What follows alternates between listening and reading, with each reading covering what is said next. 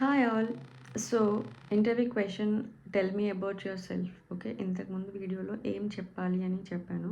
ఇప్పుడు ఏం చెప్పకూడదు అండ్ ఏం చెప్పొచ్చు ఫర్ ఎక్స్పీరియన్స్ అండ్ ఫ్రెషర్స్ అనేది చెప్తాను. ఎందుకు tell me about your self ఇన్నిసార్లు చెప్తున్నాను రిపీటెడ్గా అంటే, because first impression best impression అంటారు కదా. సో డెఫినెట్గా ఏ ఇంటర్వ్యూలోనైనా సరే, ఎక్స్పీరియన్స్ అయినా ఫ్రెషర్ అయినా, ఫస్ట్ క్వశ్చన్ వాళ్ళు అడిగేది tell me about your self అనే కదా. సో అందుకని ఈ క్వశ్చన్ చాలా ఇంపార్టెంట్ అండి. ఓకేనా? సో దట్ మనం డెఫినెట్గా ఎక్స్పీరియన్స్ అయినా సరే, ఫ్రెషర్ అయినా కొంచెం నర్వస్ ఫీల్ అవుతాం కదా ఇంటర్వ్యూ అంటే. సో అది పోవడానికి మ్యాక్సిమం ఈ క్వశ్చన్ అడుగుతారు. సో దట్ మనం కూడా కొంచెం కంఫర్ట్ అవుతాము, మన గురించి మనం చెప్పుకుంటాము. సో దట్ వాళ్ళకు కూడా మన గురించి తెలుస్తుంది. So make it conversational. ఓకేనా? When you are introducing yourself, అది మీకు చాలా కాన్ఫిడెన్స్ ఇస్తుంది. ఓకేనా? So be confident and be professional. ఓకేనా? సో ఫస్ట్ నేను రీసెంట్గా ఇంటర్వ్యూస్ చేస్తున్నప్పుడు tell me about yourself అంటే చాలా వరకు hi, my name is Satya, for example. Okay, my name is Satya and I'm married, I have 2 kids and I have done my pharmacy or BTech are degree, ఏదో ఒకటి చెప్తున్నారు. మన personal అనేది first mention చేయడం ఎందుకు?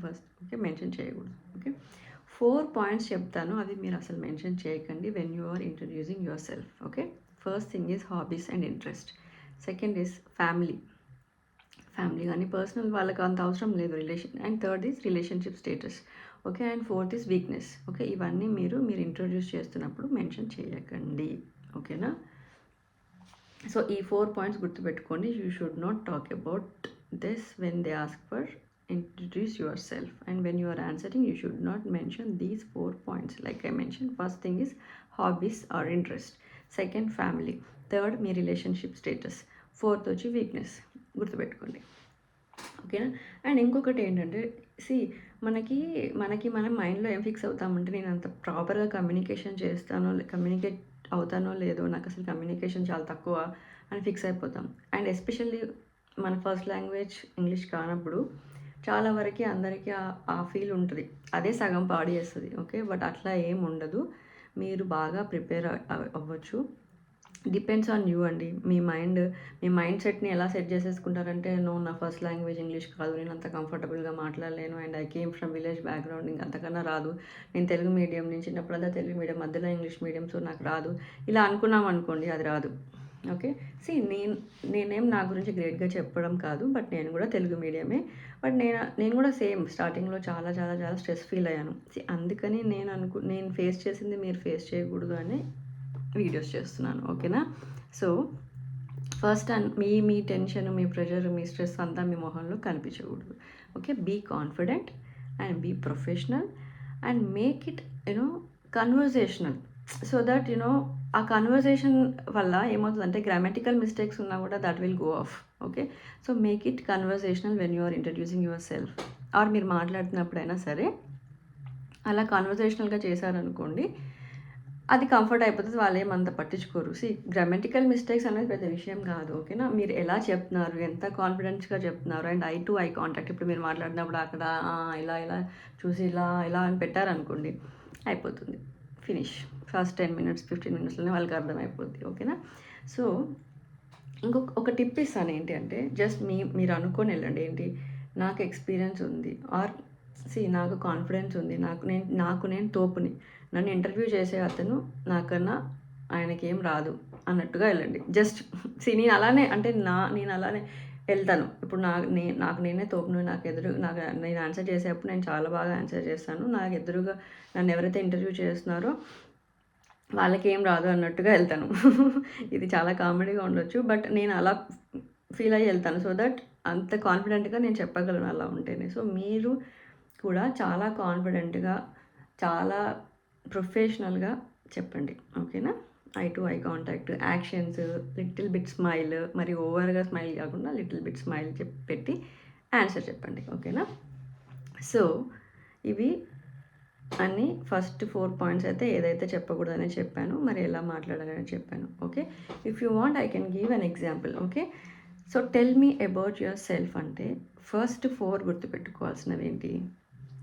Skills, experience, or if you're a fresher, education. Okay, achievements, and talk about yourself. When you are talking about yourself దాంట్లో వాళ్ళు job డిస్క్రిప్షన్లో ఏం మెన్షన్ చేశారో మీరు దాన్ని ఎక్కువగా మెన్షన్ చేయండి. ఓకే, అది ఎలా చెప్పాలో నేను చెప్తాను. ఫర్ ఎగ్జాంపుల్, ఓకే, ఎందుకు వాళ్ళు tell me about your self అని అడుగుతారు?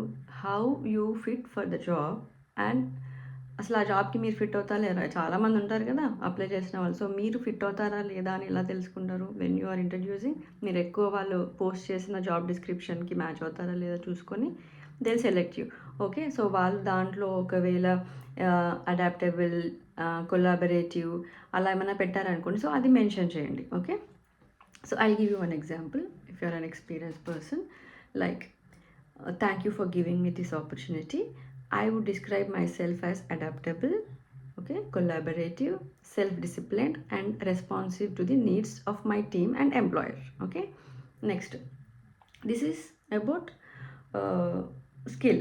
Okay, means that you are adaptable, collaborative, and self-disciplined. Okay na?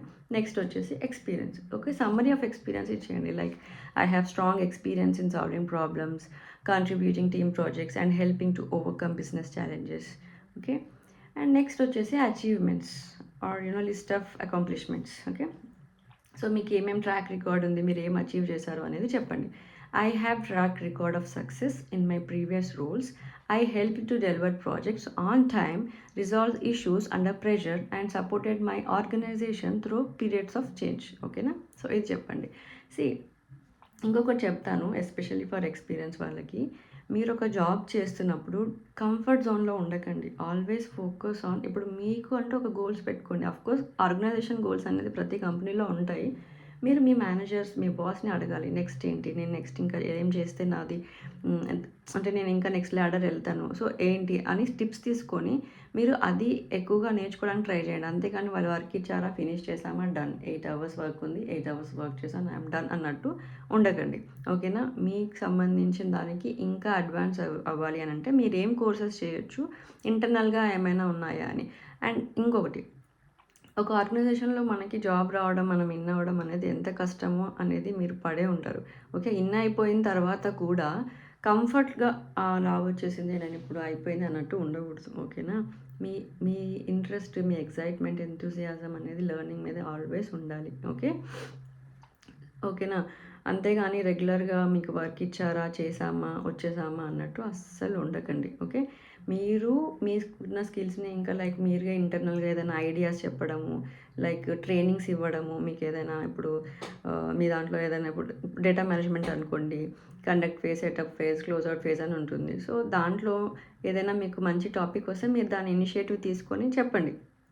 So that okay, ఇట్లాంటి sessions like share and learn sessions అని పెట్టండి. ఏదైనా మీకు town hall meetings, group discussions అయినప్పుడు యాక్టివ్గా ఉండండి, యాక్టివ్ పార్టిసిపేట్ చేయండి, క్వశ్చన్స్ అడగండి, అలా మీరు ఇంప్రూవ్ అవ్వండి. ఓకేనా, నెక్స్ట్ నేను చెప్పినట్టు okay, talk about yourself అంటే హూ యు ఆర్ అనేది తెలియాలి, what kind of a person that you are. Okay, so ఎలా చెప్పొచ్చు, I am the type of a person who takes ownership of my personal development and support work colleagues, and I look forward to sharing additional details in the interview regarding my suitability for this position. Okay, end chesandi.